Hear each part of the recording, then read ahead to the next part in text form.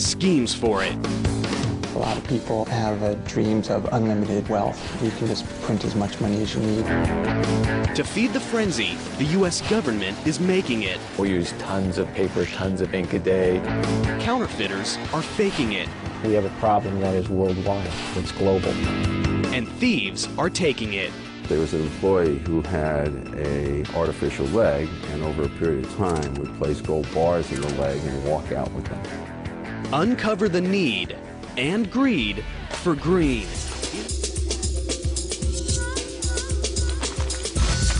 Cash, a big stack of greenbacks. Nothing in the world gets the pulse racing faster. Most of us earn it the hard way, but others have shortcuts. It's a battle between those making it and those faking and taking it. And ground zero in this currency combat is the U.S. Mint and the Bureau of Engraving and Printing.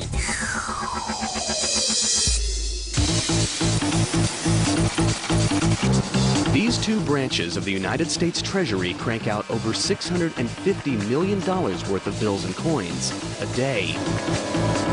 Combined, these mega money factories employ over 5,000 people and cover millions of square feet, and security is state-of-the-art.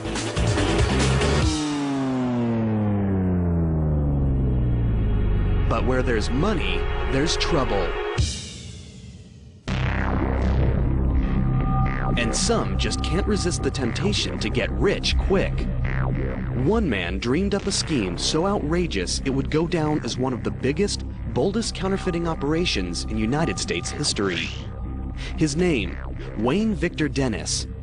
His goal, to become a multimillionaire, literally overnight. Now, he's about to reveal his secrets on camera for the first time ever. Well, counterfeiting has always been kind of a dream way in the back of my mind. I think a lot of people have dreams of unlimited wealth, where you can just print as much money as you need. 1991, Wayne Victor Dennis sets his plan in motion. The first step? It takes money to make money. So Dennis empties his savings accounts and borrows whatever he doesn't have to pull together his target budget of $50,000. Next, he contemplates what denomination to counterfeit. I chose $20 bills because hundreds get scrutinized too easy. 20s, I know that people just accept them like they're nothing. They'll just take them and throw them in their cash register drawer. First, Dennis needs a place to print the counterfeit bills. He rents a house from his uncle in South Florida. He soundproofs a secret room, then moves in a 750-pound offset press that he picked up from a printing supply house. It's a machine he knows nothing about, but that's not going to stop him now. What was supposed to be a 2-year vocational school, I taught myself in 2 weeks through experimentation. Dennis now begins the plate making. Using a stationary camera, he photographs 4 brand new $20 bills. It's at this stage when Dennis knows he's crossed the point of no return. Once you start photographing the money and you have negatives, then that's when you start getting nervous, because now there's evidence against you. The next step? He needs paper, but not just any paper. It has to have the distinct weight and texture of money. Unfortunately, the only paper that has no watermarks is standard typing paper. Without paper thick enough to pass as cash, Dennis's counterfeiting scheme could be shut down way before payday. But he's persistent. He comes up with an idea, a chemical solution, his own concoction that builds the paper thickness to 24 pounds, the weight of real currency. Now, what about the ink? I had to figure out some way to get that paper colored green like currency. But the color of money isn't easy. The wrong shade could send him to the slammer. Dennis is determined, though, to get it right, so he takes his biggest risk yet. He actually cuts off the corner of a real bill and sends the tiny sample to an ink manufacturer. A bold move that could be his biggest mistake. And I figured Secret Service would be knocking on my door right shortly thereafter. Days go by. Dennis's mind races with fear. Will the ink or the feds arrive at his doorstep? To his relief, it's the ink and the perfect shade of green. Dennis is ready to roll. The toughest part, getting the paper to look and feel real, was accomplished, and I was very excited, and I just felt I was rich. But surprisingly, not every greenback off the press is a masterpiece. There are smudges, double prints, misprints. There's plenty of trial and error, because one error will send him straight to trial and jail. Dennis needs the bills to be perfect. I had probably about $250,000 of wasted counterfeit before it started looking very spendable. Once they pass his scrutiny, Dennis goes for the jackpot and prints up million after million in bogus $20 bills. And eventually, one by one, then 20 by 20, then hundreds of bills start pouring out, each more perfect than the last. He tallies up his production, $11,750,000. The short answer to what it feels like is to watch $100,000 a minute come out of the printing press is very exciting. It comes out so fast it looks like a blur. And that's a lot of money. It's the instant rush of becoming an instant millionaire. But the cash isn't ready to spend just yet. The bills need to look worn. The solution? That came during laying in bed before sleep. I would think of all the intricate details. Dennis creates his own chemical aging process with coffee grinds, starch, and distilled water. And then on a marble tile, wearing surgeon gloves so you don't leave fingerprints, you would ball the money up. Then you'd have to take them back out one at a time in just one sweep with the hot iron on the same marble tile. And that would set the starch, and that would set the wrinkles. Now, after 6 months of non-stop work, Wayne Victor Dennis is ready to cash in.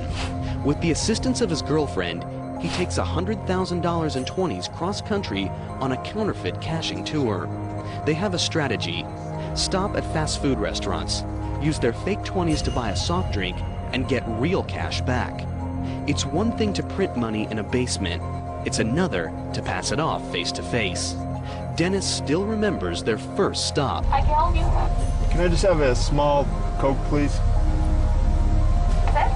That's it. One way to the person that's facing you. Thank you. It was very nerve-wracking. I have to say I had a drop of sweat coming off my forehead. My hand shook like a leaf in the wind, and I handed her the money shaking. She put it in the cash register and gave me back my change. I was still shaking, but it was right then I knew that it was going to work, and I was an instant millionaire. Now I'm $18.88 richer.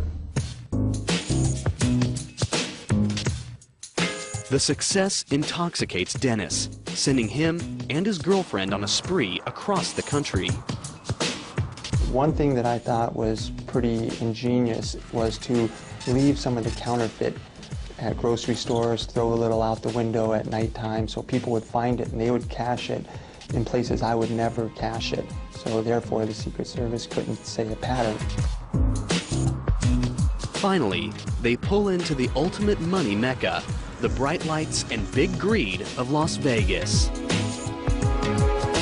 I figured if we can pass it in Las Vegas and not get caught, then we can pass it anywhere. Because the change persons in the casinos, that's all they do 8 hours a day is handle money. And it passed quite nicely. About $4,000 an hour they're able to funnel through the casinos. Dennis and his girlfriend become instant high rollers. At first, Alexa and I were cashing the counterfeit through the casino, and we're playing 21 and roulette and getting change from the cashiers. We're making great money. Flush with success and fatigued by the hard work of making millions, Dennis and his girlfriend decide to take a break. So we decided to go upstairs to the mezzanine where they had arcade games. Ironically, it's when they let their guard down that the stakes get their highest yet. Dennis passes off a counterfeit 20 to a teenage employee at an arcade game. She's not experienced with big cash, but she has a nervous habit that's about to expose his entire operation. She was tearing the corners off of all the bills, and when she tore the corner off one of my bills, she noticed it was white inside. I did not put enough alcohol in the ink to bleed it through the paper, so it was white inside. She called security without alerting me. Dennis is immediately backroomed, but he's prepared to face off with the feds. We came up with this story that I found a briefcase on a dock in Miami, and when I got home, I opened up the briefcase. I had to pry it open, and I found currency. But the authorities don't buy it.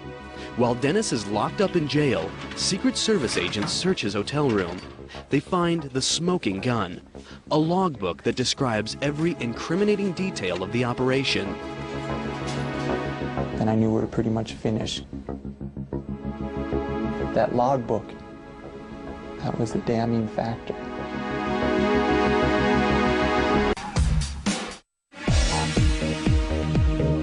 Counterfeiter Wayne Victor Dennis thought he could create his own mega money factory, but he was tripped up by the saturation of the ink and the quality of U.S. Treasury paper. The real paper comes from Crane & Company of Dalton, Massachusetts. They've been making special paper for U.S. currency since 1879. Their product is unlike any other paper in the world. U.S. currency has that feel of strength that you can snap and feel. The recipe for making paper nearly impossible to counterfeit is top secret. But here's a hint. Most paper is made from wood. Crane & Company's currency stock is made from cotton and linen. The 8-step process begins with 6,000 pounds of cotton. It's loaded into a giant boiler and pressure cooked for 2 hours.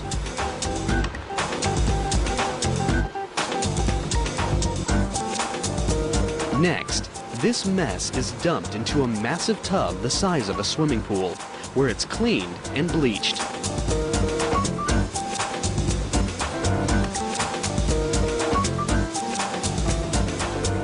The raw materials are pressed, then dropped into giant blenders called pulpers. This unique process is what gives real paper money that crisp feel that's nearly impossible to duplicate. The paper makers also add some amazing high-tech secrets we're about to expose. It's all in the inside layer, the same layer that tripped up counterfeiter Wayne Victor Dennis. Paper has a front and a back, and most people don't think a lot about the middle. But it's in the middle of the paper that a lot of the technology that contributes to making paper a counterfeit deterrent resides. It's a technique first introduced in 1996, when upper denomination bills got their major makeover. While the pulp is still wet, highly trained specialists tint the pulp, add color fibers, and presidential watermarks. Much of the exact process is top secret, but here's a tip. The fibers are drawn to conform to a wire mesh pattern in the forming process. That image is simply a result of more and less of the very same fiber that constitutes the bulk of the banknote. Next, it's time to add the Treasury Department's ultimate secret weapon, one that no counterfeiter has yet been able to replicate. They're called security threads. Each of these threads has microscopic numbers on them, 42 thousandths of an inch tall, denoting the bill's value. Using transmitted light, the text is clearly visible, but copiers and counterfeiting machinery that use reflective light see nothing. Can printing presses like the one Wayne Dennis used match this microscopic detail? You'd have better luck replicating a Rembrandt with a paint roller. The high-tech paper's now ready for drying. Using furnace-like heat presses move with precision to squeeze out any moisture and create rolls that are 8 feet wide and weigh more than 4 tons. Since the watermarks and security threads are embedded inside the paper, each giant roll is made for just one denomination. This giant tube looks more like bulky insulation than a big bankroll. But think again. You're looking at $3.5 billion worth of $100 bills in the making. It would be very difficult to counterfeit this. They did a great job in redesigning it, the federal government did. This paper is transforming into some serious cash. It's the stage where stakes and security skyrocket. Wayne Victor Dennis made nearly $12 million of fake bills by cranking them out on a standard printing press. But the real deal? It all happens here in Washington, D.C. at the Bureau of Engraving and Printing's huge money factory.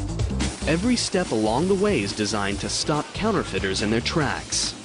They occupy acres and acres of space, hundreds of thousands of square feet. It's a major operation. Inside, thousands of employees are involved in the money-making process, 24 hours a day, 5 days a week. And security?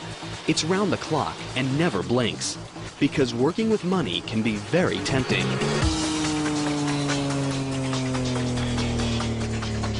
You've worked here at the Bureau for more than 2 or 3 weeks and it still looks like money to you. It's probably not a good job for you.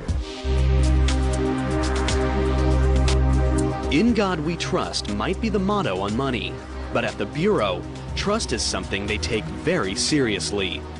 From the minute anyone walks through the door, they are searched, scrutinized, and watched by vigilant state-of-the-art security systems. Each morning, as employees arrive for work at the imposing Bureau of Engraving and Printing factory, they must pass through special magnetometers that screen for any hidden weapons. Security is so severe that cameras of any kind are immediately confiscated at the door to prevent would-be counterfeiters from stealing secrets or anything else. Once inside, a complex identification and scanning system tracks employees' movements everywhere they go. Motion detectors and alarms are placed strategically in key locations to prevent unauthorized access. The building is broken up into very specific security zones so that only those who are authorized to be in a specific zone have access to that. For extra security, many employees work behind steel cages where they are monitored by cameras. We have one of the largest closed-circuit TV systems in the world. With employees under non-stop surveillance, the Bureau now focuses on their biggest task, thwarting counterfeiters. The high-tech paper is just the beginning. There are 6 steps in engraving and printing, and each one makes the bills harder to copy. It begins with a simple piece of steel that is transformed into a remarkable engraving. It's an old-world craft that takes talent, patience, and experience. All of the Bureau's engravers go through a 10-year apprenticeship, and their final product can take hundreds of hours to complete. For counterfeiters who want to get rich quick, there are no shortcuts. Oh, it takes a very special person to be an engraver, I think. It would drive most people mad, sitting here hovering 3 inches above a piece of steel, just making one tiny little dot at a time. And what are the images? There are presidential portraits, but there also have been some unusual and perhaps unexpected images. Let's take a look at the $1 bill and break down the design. There's the famous pyramid with the eye. It's a Masonic symbol. Many founding fathers were Masons. The pyramid's unfinished, which represents the nation in its early stages. And the eye? For the Masons, this refers to the all-seeing eye of God.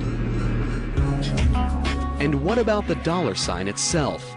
This symbol has been linked to everything from the serpent cross to the astrological symbol for the planet Mercury. And the eagle? It's said to represent Congress.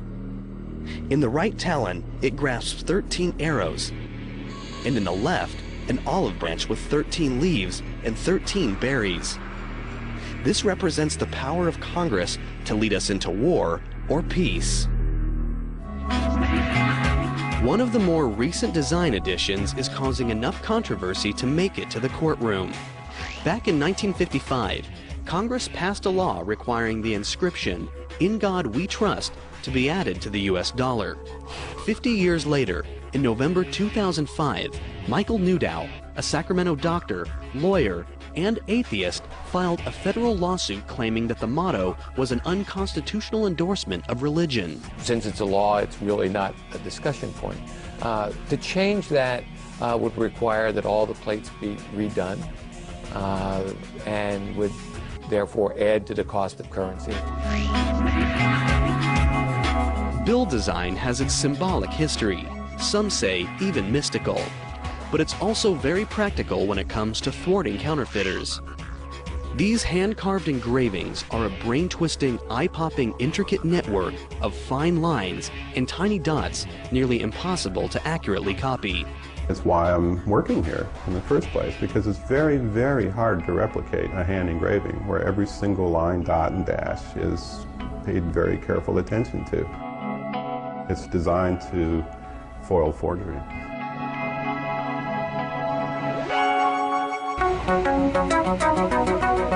With the printing plates ready, the job moves from skilled human hands to hardcore machinery, the Bureau's massive printer called the Simultan. This mechanical giant is over 3 meters tall and weighs nearly 46 tons.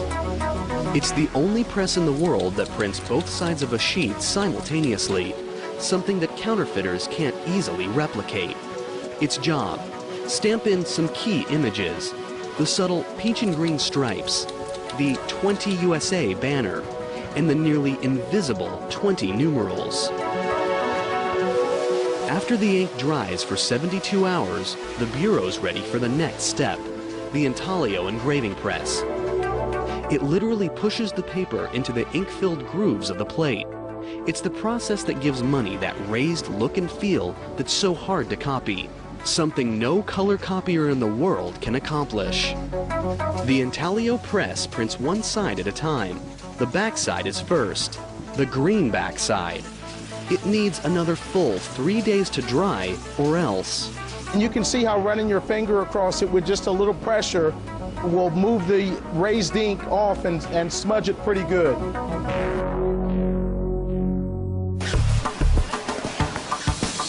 Then the face side is ready for printing with black ink and another metallic ink with a unique security feature. It shifts color according to the angle. Every hour, 1 1/3 tons of green, black, and metallic ink and 10,000 newspaper-sized sheets of currency stock roar through these enormous presses. That's $6.4 million worth of 20s. With 24 presses in operation, the Bureau can produce as much as $650 million a day.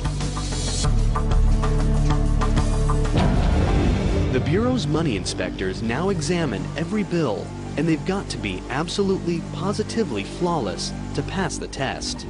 Rivers of green and black currency sheets pass under optical scanners that take pictures of the front and back of each bill sheet, looking for the slightest imperfection. The inspection process is amazingly fast and efficient. Catching imperfect bills is almost as important as catching counterfeits. Each sheet moves through in under a second. It's given a number as it passes. This computer keeps track of 37 separate sheets of currency at once, comparing over 1 million microscopic squares with a master image. If the computer locates a mismatched square, it displays it on a monitor. Here's a demonstration, a smiley face. It'll be spotted and show up as imperfect in less than a second.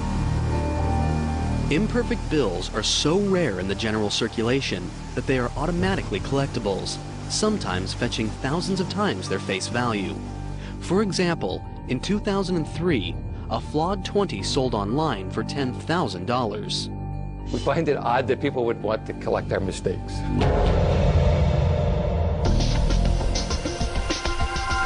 Once they pass inspection, the Bureau adds the Treasury and Federal Reserve seals and the bank and serial numbers to the uncut sheets of money. It's like the money's home address. If you know the serial number and denomination and the series, those three things will uniquely identify that particular piece of paper. It's never duplicated, so that we can tell when that note was printed and where it was originally issued. In a room the Bureau calls currency overprinting and packaging equipment, the money is finally cut, counted and shrink-wrapped. It's now street-ready. If someone's going to pull off a heist, now would be the time. Bricks of 4,000 notes are stacked and sent to the vault. They'll wait there until it's time for delivery. The Bureau of Engraving and Printing makes billions in paper money every year. Counterfeiters try to rip them off. But does anyone bother with coins? Actually, coins have been in the crosshairs of scheming, thieving minds a lot longer than bills. Back when coins were made of gold, crooks would shave them down. Authorities countered by making coins out of less valuable metals. But that doesn't mean the war between the thieves and the feds is over just yet. This is the Philadelphia minting plant, the largest coin factory in the United States in both size and production. This massive fortress of a building spans the length of 5 football fields. Inside, this mega mint's a fine-tuned combination of raw machine power and precision craftsmanship, and the security's stone-cold serious. We are really in many ways the envy of the world mints. There are 8 major steps in the minting process. It begins with the design. Whenever Congress authorizes a new coin or metal, the mint sculptor engravers sketch out their ideas. It's a contest. Whoever comes up with the best design wins. The prize? Having their artwork displayed on a U.S. coin means it's seen by hundreds of millions of people every day, a number that puts the Mona Lisa to shame. John Mercanti has engraved more than 100 coins and medals. It's a very privileged position to be in. It really is, especially as an artist. Until the 1970s, the sketches were hand-drawn. When we had to make a correction on a drawing, we would have to go back and redraw the whole thing. Computers have changed all that. Today, software programs streamline the process. After the design is approved, the artist takes up traditional tools to sculpt a clay model. It's usually 3 to 12 times the size of the finished coin. It takes a certain degree of concentration. Sometimes it's almost monastic in seeing the engravers in their cells, what I call cells, working very quietly and very intense. The team makes a negative rubber mold of the large design. Then, liquid epoxy is poured into the rubber mold and hardens, creating a more durable model to work with. This model is mounted onto a machine called a transfer engraver. At the other end, a tool cuts the reduced design into a steel blank called a hub. It will be an exact replica of the large model, but engravers still have to double-check for any tiny errors. This is the only place in the world where you'll see a bunch of grown adults standing around a table completely frustrated over a little piece of metal that's the size of a quarter that just doesn't quite look the way they want it. Once perfected, dies, 2 pieces of steel that will stamp the design on the coins, are made from the master hub.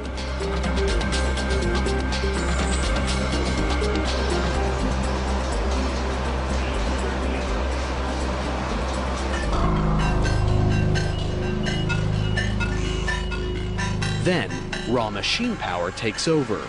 Every day, inside this massive room, monster machines consume thousands of tons of 13 by 1,500-foot metal strips of copper and nickel alloy, and every hour punch out round blanks by the thousands.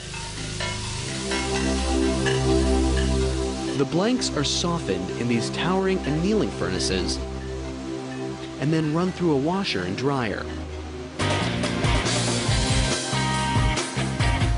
Next, giant upsetting mills exert tons of pressure on the softened blanks, squeezing up rimmed edges. Finally, huge coining presses stamp the long-awaited images on the coins, 750 strikes per minute, with nearly 100 tons of force.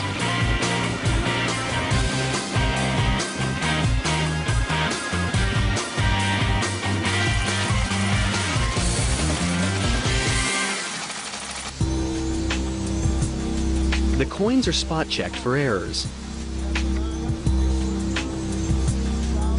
And once they're clear to go, colossal counting machines drop them into vault bags.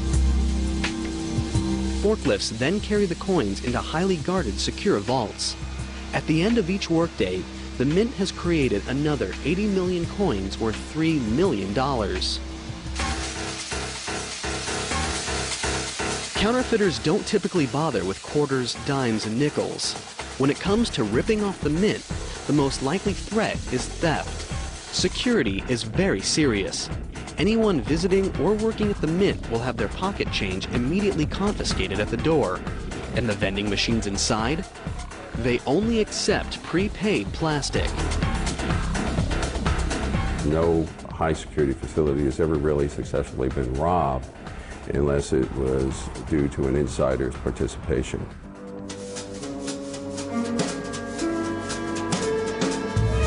Over the years, the Mint has witnessed some of the strangest inside theft jobs ever. For example, there was Orville Harrington. In 1920, he was a $4 a day worker who couldn't resist the temptation. He took advantage of a unique personal attribute, a hollow wooden leg. It was the ideal place for hiding bars of gold. Over several months, he managed to hide and steal 53 bars. The value at that time, $80,000. The value today, $750,000. But Harrington was eventually apprehended when a coworker got suspicious. His sentence, 10 years in the slammer.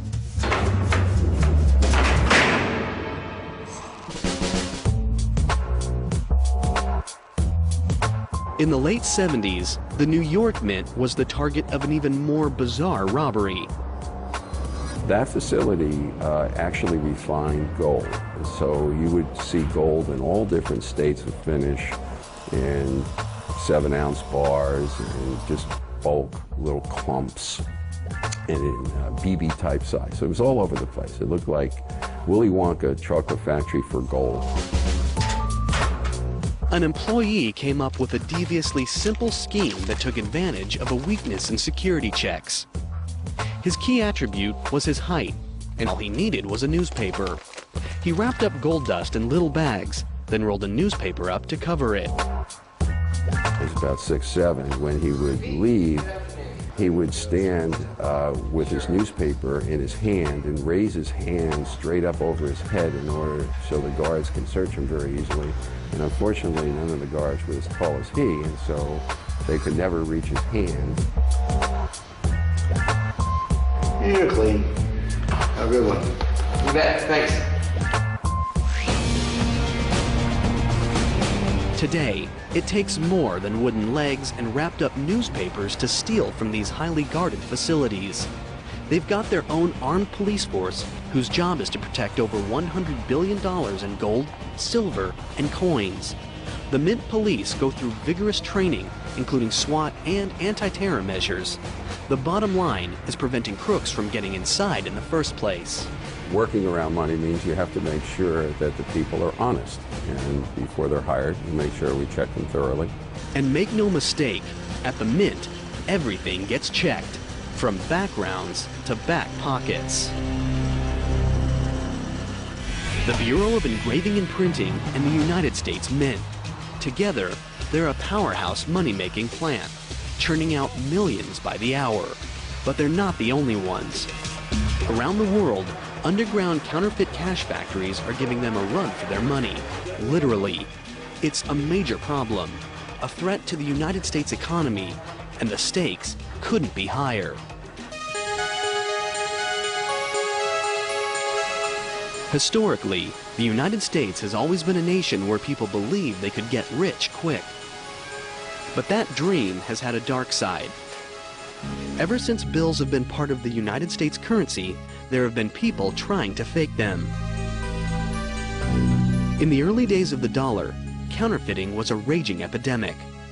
From 1837 to 1866, during the free banking era, 1,600 state banks printed their own bills, each with its own design. That adds up to 7,000 designs in total. That meant a lot of confusion for the public and lots of opportunity for counterfeiters to cash in. To fight back, President Lincoln approved a plan to combat bogus bills. He created the Secret Service. Most people know our role as the protectors of presidents and heads of state and people like that. Very few people know our role in fighting counterfeit. Though United States bills are now standardized, they now face even bigger threats from abroad. They're the world's most popular currency, and therefore the most likely target of overseas counterfeiters. The Bureau of Engraving and Printing prevents counterfeiting before the bills even hit the streets. But once they're out, it's up to the Secret Service to catch counterfeiters. This is why the Secret Service was first formed in 1865, and to this day, it's what they do best.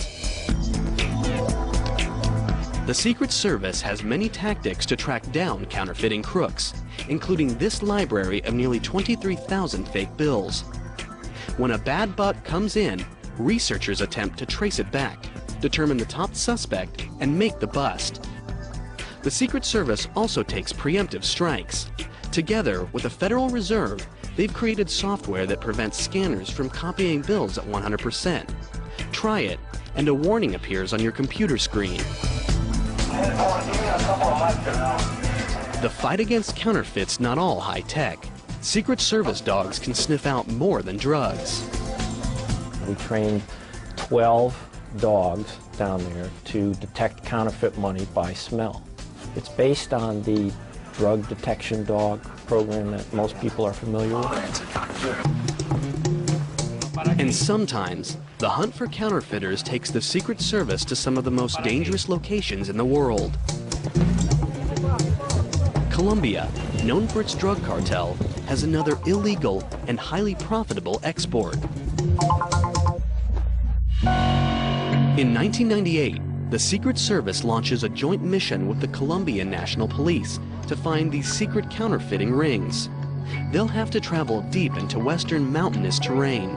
It's a dangerous mission that could turn deadly. They search in vain for 2 years. Then, in November 2000, they encounter a banana plantation. Once they search the modest cinder block shelter, they uncover more than produce. The Secret Service has just stumbled into a counterfeiting hotbed. They confiscate printing equipment, including a large press, negatives, ink, and sheet after sheet of 20s and 100s. The people there are true printers. They take a little bit more time. They try to get the paper a little bit closer. They try to get the inks closer. They'll try to counterfeit some of our security features and those kinds of things. They've caught the counterfeiters, but how many of their bad bills have hit the streets? After matching the style of the money in the room to illegal currency that had been pulled out of circulation, the Secret Service determines that this small bunker had been in operation for 10 years, churning out $3 million in phony bills every week. It was a major bust, but it was only the beginning. Authorities estimate that hundreds of these hidden money-making factories are scattered throughout the country. It's an underground war that the Secret Service still fights today. We have an office in Bogota. We work closely with the police forces down there. And together, we have made a significant dent in the amount of counterfeit money that's been produced in Colombia and that's coming out of Colombia. United States Mint and the Bureau of Engraving and Printing's job is to manufacture mega money. It's a high-stakes, high-security operation designed to stop counterfeits and theft. But once the money is ready to enter circulation, the opportunity for danger is even greater. When money changes hands, anything can happen. Transporting the money from the factories is a major operation that calls for the highest vigilance against gunpoint heists and even inside jobs. Each money factory has immense loading docks. Forklifts and transfer workers move the money under intense security precautions. Armed guards watch every move. At the transport points, as you're loading it or unloading it, is the riskiest part because the money's exposed for anyone to take. Millions of dollars are loaded up into unmarked 18-wheelers. And where do these semis go? They're headed to a main depot. After that, armored cars drive the money to every bank and branch that's part of the Federal Reserve System. Created in 1913, the Federal Reserve is the central bank of the United States, the clearinghouse for cold, hard cash. It was created after a series of financial panics and financial crises that occurred in the late 19th and early 20th centuries. In these crises, people got concerned about their deposits at their local commercial banks. Today, there are 12 Federal Reserve banks nationwide, each serving a specific region of the country. The Federal Reserve is an intermediary between banks that have more currency than they need because they've taken in deposits, lots of deposits of currency, and banks that have a need for currency. And as that currency is deposited with us, and before it's sent out to the banks that have a need, we're like a filtering system. The Federal Reserve's giant vaults house the money until commercial banks need it. Then, armored cars take it straight to the banks. Once it hits circulation, currency passes through billions of hands. And billions of hands can do a lot of damage. An average bill circulates for 5 years before it's too tattered to go on. So how are bad bills pulled from circulation? When commercial banks receive cash, they in turn deposit it in the Federal Reserve Bank. It's here where all bills, the good, the bad, and the cruddy, come under close scrutiny. All 12 of the reserve banks have high-speed computer-controlled machines that count 40 bills a second, examining them with specially designed sensors to search for dirt, graffiti, and possible counterfeits. They send suspected fake bills straight to the Secret Service for examination. What happens to the old worn bills? They've got a date with the shredder. The Federal Reserve banks shred over $500 million a day.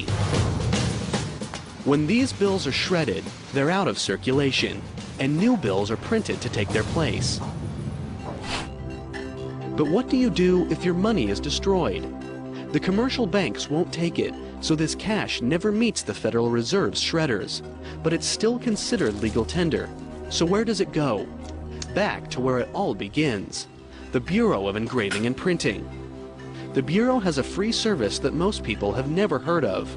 It's called the Mutilated Currency Division, and anyone can send their most fragile 5s and tattered 20s directly to their office for a refund. Hurricanes, tornadoes, all of the natural disasters that you hear, we get the remnants of the currency that has been damaged from those things. When bills first leave the Bureau, they're inspected for the slightest flaws. The messy bills that make it back undergo the same careful scrutiny. The Bureau employs 17 full-time examiners. In 1 year, they can process over 25,000 claims of mutilated currency, worth nearly $100 million. The tools? Tweezers, knitting needles, small knives, tape, and glue. It takes 6 years of on-the-job training to learn the trade. Putting mutilated money back together is like a puzzle. Examiners must be able to piece together more than 50% of each bill to give a refund. If the bills are legitimate, the Bureau will write a check for that amount. This cash was burned in a house fire. The ashes must be reconstructed. You have to go through and you have to figure out which piece goes where, what goes to what note. Handling all this money, though, can be a filthy job. These toxic bills were sent in after steeping in stagnant floodwaters. There are a lot of smells that come to this office. Smells that you probably wish you had never smelled. Between the Fed's shredders and the Bureau's mutilated currency team, over 1 billion bills are sidelined from circulation every week.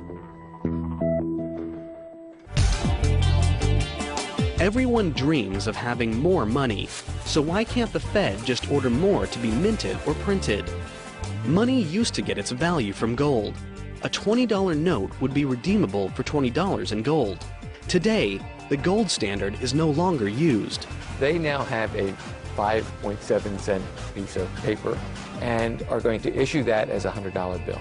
In order to do that, they purchase collateral. They purchase treasury notes, bonds, that they hold for that value, and they issue that note, and it is represented by the value held by the bank. Sort of like you're writing a check, and the value of that is made by the money that you hold in the bank. So that is really what it is. It really represents value. Essentially, the US dollar is only valuable because we say it is. It's because there's a full faith and credit of the United States behind that coin or currency. If the US government flooded the economy with more money, the value of that very same money would go down, leading to inflation.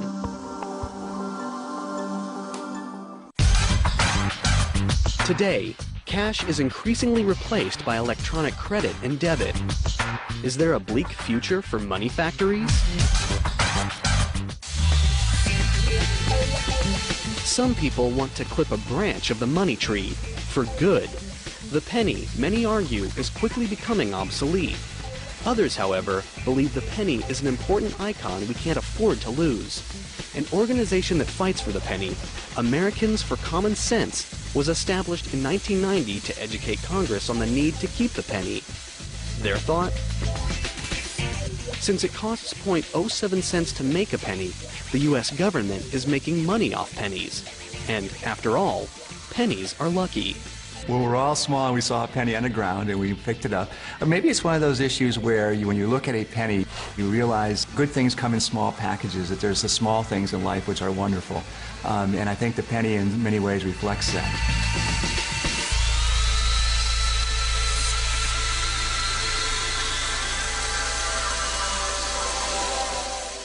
As long as there's the need to buy and sell, there's a need for money factories.